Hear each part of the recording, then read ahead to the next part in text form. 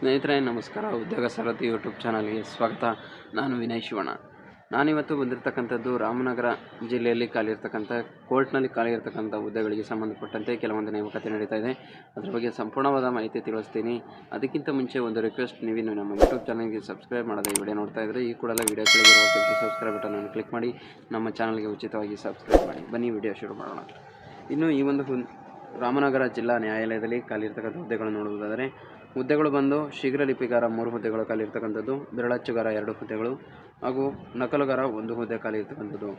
ಈ ಒಂದು ಶೀಘ್ರ ಲಿಪಿಗಾರ ಹುದ್ದೆಗೆ ಅರ್ಜಿ ಸಲ್ಲಿಸಲು ದ್ವಿತೀಯ PUC ಪಾಸಾಗಿರಬೇಕು, ಕನ್ನಡ ಇಂಗ್ಲೀಷ್ ಟೈಪಿಂಗ್ ಗೊತ್ತಿರಬೇಕು, ಶೀಘ್ರ ಲಿಪಿಯಲ್ಲಿ ಹಿರಿಯ ದರ್ಜೆಯಲ್ಲಿ ಉತ್ತೀರ್ಣರಾಗಿರಬೇಕು. ಬೆರಳಚ್ಚುಗಾರ ಹುದ್ದೆಗೆ ಅರ್ಜಿ ಸಲ್ಲಿಸುವ ಅಭ್ಯರ್ಥಿಗಳಿಗೆ ದ್ವಿತೀಯ PUC ಮತ್ತು ಕನ್ನಡ ಇಂಗ್ಲೀಷ್ ಪ್ರೌಢ ದರ್ಜೆಯಲ್ಲಿ ಪಾಸಾಗಿರಬೇಕು ಅಥವಾ ಡಿಪ್ಲೊಮಾ ಕಮರ್ಷಿಯಲ್ ಪ್ರಾಕ್ಟೀಸ್ ಹೊಂದಿರಬೇಕು. ಬೆರಳಚ್ಚುಗಾರ ನಕಲು 1 ಹುದ್ದೆ ಖಾಲಿ ಇರತಕ್ಕಂಥದ್ದು, ದ್ವಿತೀಯ PUC ಮತ್ತು ಕನ್ನಡ ಇಂಗ್ಲೀಷ್ ಬೆರಳಚ್ಚುಗಾರ ಗೊತ್ತಿರಬೇಕು, ಕಿರಿಯ ದರ್ಜೆಯಲ್ಲಿ ಉತ್ತೀರ್ಣರಾಗಬೇಕು ಮತ್ತು ತತ್ಸಮಾನ ವಿದ್ಯಾರ್ಥಿಯನ್ನು ಹೊಂದಿದರೆ ಸಾಕಾಗುತ್ತೆ.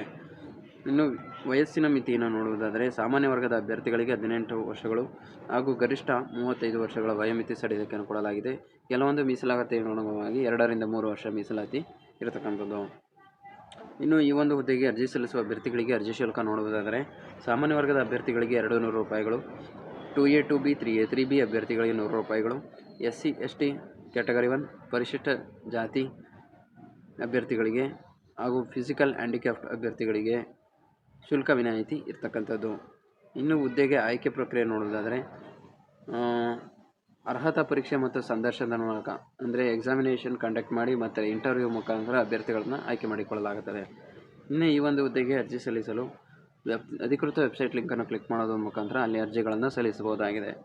ಇನ್ನು ಅರ್ಜಿ ಸಲ್ಲಿಸಲು ಪ್ರಾರಂಭವಾಗುವ ದಿನಾಂಕ 22 ಡಿಸೆಂಬರ್ 2023.